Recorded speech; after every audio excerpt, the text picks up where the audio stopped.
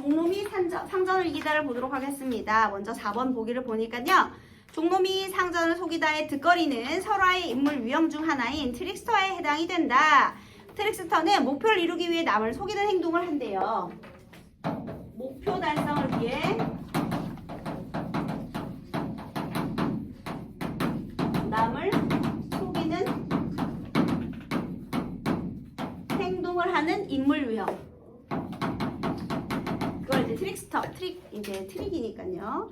속이는 거죠. 그래서 속이는 행동을 서슴없이 하는데 그것이 지배층의 부적절한 행동에 대한 풍자적 대응의 성격을 띠는 경우가 많아. 오히려 웃음과 통쾌함을 주기도 한다. 자, 여기에 있는 그 목표 달성은요. 지배계층에 대한 어떤 풍자의 대응이 많대요. 그러니까요. 우리 부패한 지배계층에 대한 풍자하기 위한 목적으로 이렇게 속인대요. 그러면 나쁜 놈 속이는 거니까 이제 읽는 사람 입장에서는 통쾌함을 느끼겠죠. 그래서요, 이런 행동을 통해서 트릭스터의 특징, 풍자와 해학, 즉 웃음을 유발한다. 네, 그 다음에 또 어떤 특징이 있느냐? 그는 말하기를 통해 원하는 바를 성취하는데요. 그의 말하기는 3가지 측면에서 특징적인 면모를 보인대요. 그 다음에 말하기 측면에서의 특징이 3가지가 있답니다. 첫 번째, 거짓말을 자유롭게 활용하는 것이다. 자유로운 거짓말.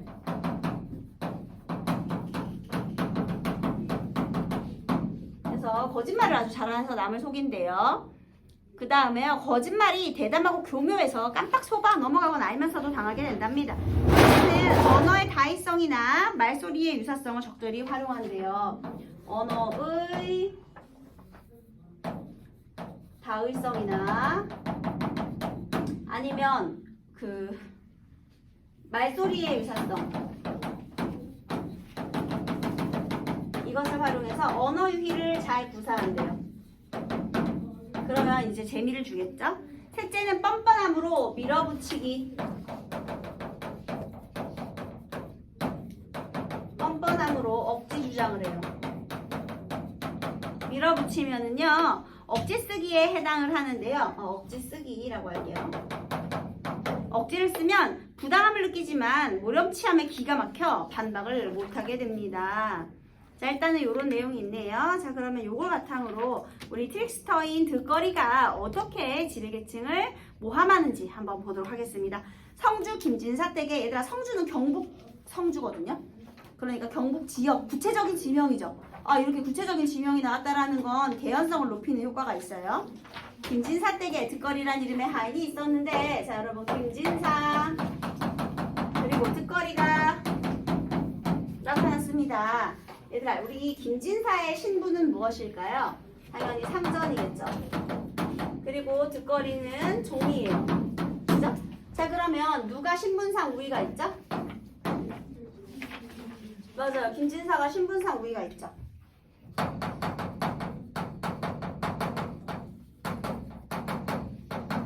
그런데 얘는 속는 인물, 그 다음에 여기는 속이죠. 자, 그러면 여기는 능력상의 우위가 있죠. 자, 능력은 득거리가 있고 신분은 김진사가 있어요. 그죠? 자, 그러면 여기서요, 능력상의 우위가 있다. 상하관계, 역정을 통해서 우리에게 통쾌함을 주는 거죠. 일단 기본적으로 이렇습니다. 자, 여기서 득거리라는 이름의 하인이 있었는데 얘가 트릭스터예요. 매우 교활한 놈이었다. 하루는 김진사가 어디 길이 볼 일이 있어 득거리에게 말고삐를 잡히고 길을 떠나 날이 저물어서, 얘들아, 그러니까 김진사는 말 타고 갔죠. 득거리는 걸어갔죠. 말고삐 잡고 가니까요. 그런데 날이 저물어서 여점에 들었다. 득거리가 상자를 밥상을 보니 진수성찬이 산에 가득 차려져 있었다. 누가 힘들어? 당연히 득거리가 힘들지. 그런데 지만 맛있는 거 먹는 거야. 얘들아, 원래 사람은 먹은 거 앞에서 이렇게 치사하게 굴면 큰일 나는 거야. 그래서요, 물론 식욕이 동해 군침을 흘렸지만 상점은 단 한 숟가락도 베풀어주지 않았대요. 먹는 거하고 치사하게 굴어서 안 되는 거야. 자, 여기서요, 김진사가 너무 어떤 면모를 보였느냐, 굉장히 인간적인 배려가 없었고요, 이기적인 모습을 보인 거예요. 거예요. 그래서 이기적인 이 상전의 모습에 분한 마음이 들어 내게 좋은 꾀가 있다. 내일 아침은 상전이 숟가락을 들지도 못하게 만들고 내 다 뺏어 먹으리라 라고 혼자 다짐하였다. 그래서 얘가 꾀를 통해 속이기로 결심을 한 겁니다. 일단 첫 번째는요. 밥을 다 뺏어 먹겠대요. 뜨거리가 이튿날 아침에 부엌으로 들어가니 여점 안악이 마침 밥상을 차리는 중이었다. 날씨가 몹시 추워 수저에도 얼음이 붙어 있었다. 겨울입니다. 우리 샌님은 수저가 차면 잡수지 않고 역정을 몹시 내시니 아무래도 뜨겁게 해야겠소. 얘들아 이거 뭐야? 트릭스터의 특징 뭐죠? 자유로운 거짓말 이거죠. 수저가 차면 역정을 내시니 그런 적 없거든요. 그런데 아무래도 뜨겁게 해야겠어 거짓말을 했어요. 뜨거리가 안하게 이렇게 말하고는 수저를 숯불에 묻었다가 상에 올리는 것이었다. 자 지금 첫 번째 꾀는요. 어떻게 속였어요? 수저 숯불에 달구기. 그래가지고요. 이 김진사가 상을 받아놓고 앉아 숟가락을 들다가 뜨거워서 저도 모르게 소리를 치고 말았대요. 뜨거라! 여러분 뜨거라! 우리 경북이잖아요. 경북이면 경상도 아니겠습니까? 다 뜨거라! 여러분 그거 아세요? 경상도 사람들은 된소리 발음 잘 못하죠. 쌀도 아니고 살 이래거든요. 그죠? 그 살살 좀 해라. 뭐 살 좀 사온나 하거든요. 그러니까 뜨거워 이렇게 말 안 하겠죠. 뜨거라 이렇게. 자 그러니까 발음이 뭐랑 비슷해? 드거리랑 비슷하잖아요 여러분. 그치? 그래서요 드거라 하니까요 그때 마침 드거리가 옆에서 시중 들고 섰다 쳤더니 예이 드거리 여기 있습니다 요 하더니 밥상을 들고 툇마로 나와 날름 먹어치웠대요. 자 여러분 이 표현이 바로 무엇입니까? 발음의 유사성을 이용한 언어유희 되겠습니다. 자 보세요. 발음의 유사성을 이용한 언어유희 이거죠. 언어유희. 드거라는 뜨겁다는 건데요. 이거는 드거리야 드거리 이거랑 비슷하죠. 드거라가요. 드거라 이거랑 비슷해요. 그래가지고 치우라는 걸로 얘가 이렇게 오해를 하고 치워서 자기는 먹었다는 건데요. 결국 목표를 이뤘죠. 숟가락 달궈가지고요. 이놈을 부른 게 아니라 수저가 너무 뜨거워 나도 모르게 드거라 하고 소리친 것이다. 나는 밥 한 술도 뜨지 않았는데 네 몸이 어찌 강돌하게 주인 밥상을 들고 나가 냉큼 먹어치운단 말이냐. 여러분 여기서요. 위험 있고 권위가 있어 없어? 여기 상전 위험과 권위 갖췄어 안 갖췄어? 갖췄지. 얘 그냥 뜨거워서 뜨거라 했을 뿐 나머지 뭐 이렇게 희화화되는 사람은 없잖아요. 거기 김진사에다가요. 여기에 위험과 권위를 갖춘 인물.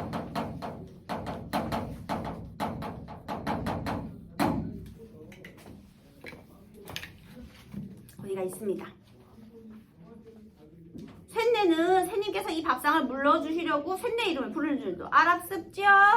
여러분 여기서 듣거리가 변명을 하는데요. 지금 뭐 하는 거예요? 자기 멍청한 척 지금 일부러 시치미를 뚝 떼는 거죠 여러분. 일부러 어리석은 척 하는 거. 난 몰랐네 이렇게. 나 주는 줄 알았네 이렇게. 그래서요 거짓말로 변명을 잘못 알아들은 척 막 이렇게 어리석은 척 이렇게 했어요. 참으로 죽을 죄를 지었습니다요. 상전은 여점 안악을 불렀다. 너는 어찌하여 내 수저를 불에 달구어 놓았느냐? 자, 자잘못을 분명히 가리고 있죠?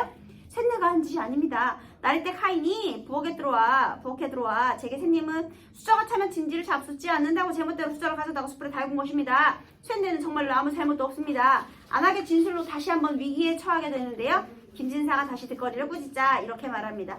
쇳내는 수저에 얼음이 얼어붙어 있기에 차서 들지 못하겠다 싶어 불에 쬐어 녹여 나리께서 잡수기 편하게 하려 한 것이었습니다.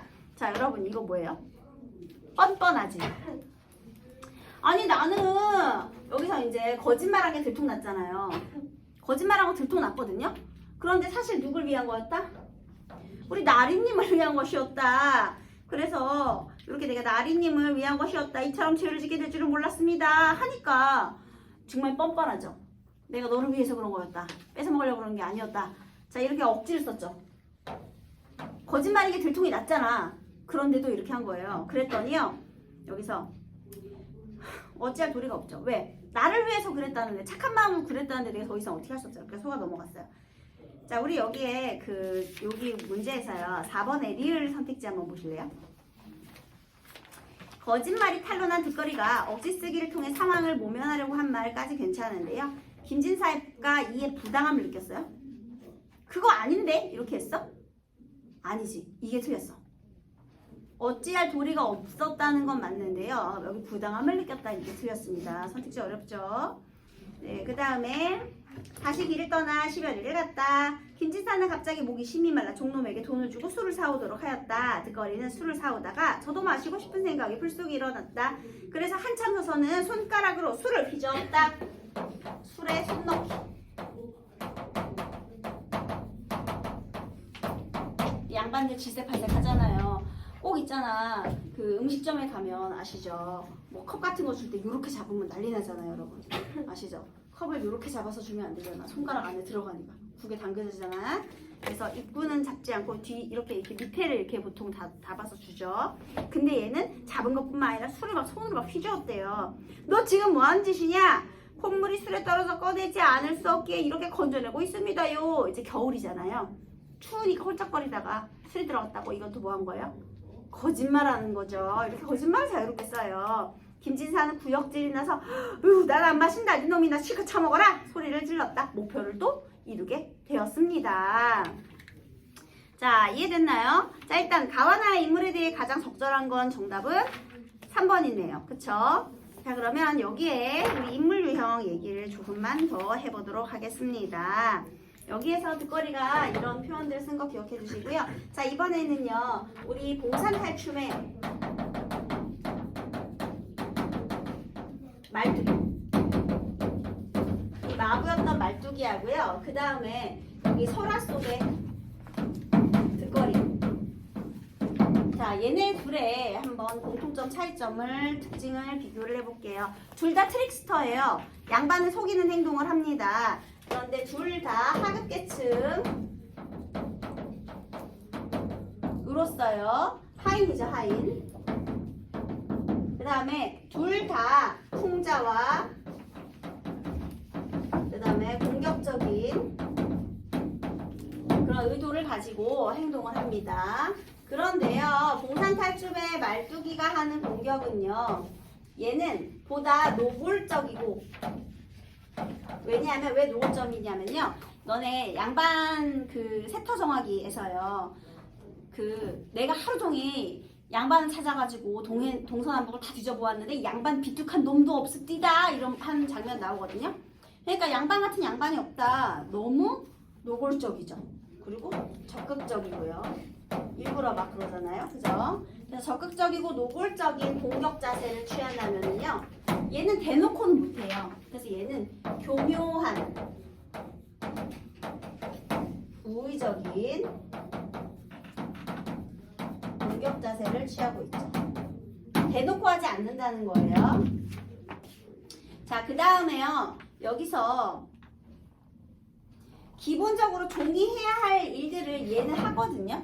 그러니까 좀 상호관계가 여기가 봉산탈춤이 조금 더 역전되어 있죠. 그쵸? 신문적인 상호관계가. 그리고 또 하나 여기에서 이 공격의 성격도 그렇지만요. 우리 양반의 모습도 차이가 많이 나와요. 여기 양반 삼형제는 희화화되어 있죠. 희화화된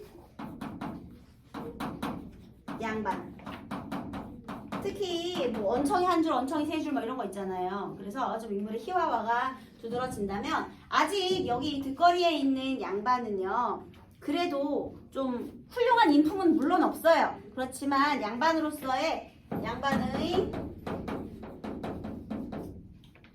위세를 간직하고 있기 때문에 함부로 대들지 못하죠. 얘는 막 놀려먹잖아, 말뚝이는. 근데 여기는 함부로 위세를 보이는 모습. 그래서 막 안악을 불러가지고 추궁을 한다든지 이런 부분이 있기 때문에 위세가 아직 있어요. 물론 여러분, 여기 봉산탈춤에서도요, 전령 가지고 취발을 잡아들이는 장면에서 전령이 아직도 남아있는 그 양반의 권위를 상징하긴 하지만요, 많이 약해졌다라는 거죠.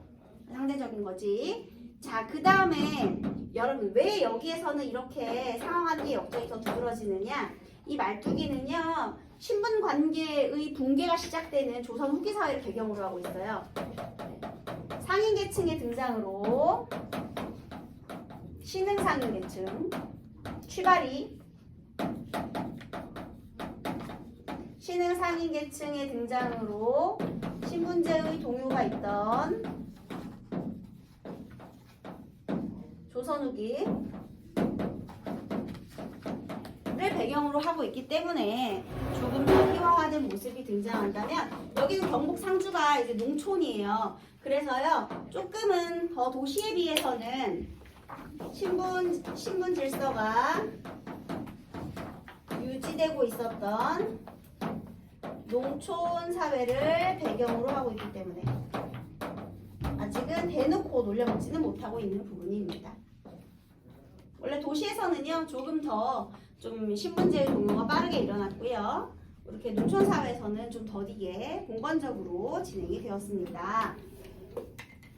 그래서 이런 현실을 반영했기 때문에 이렇게 둘의 차이가 나타났네요.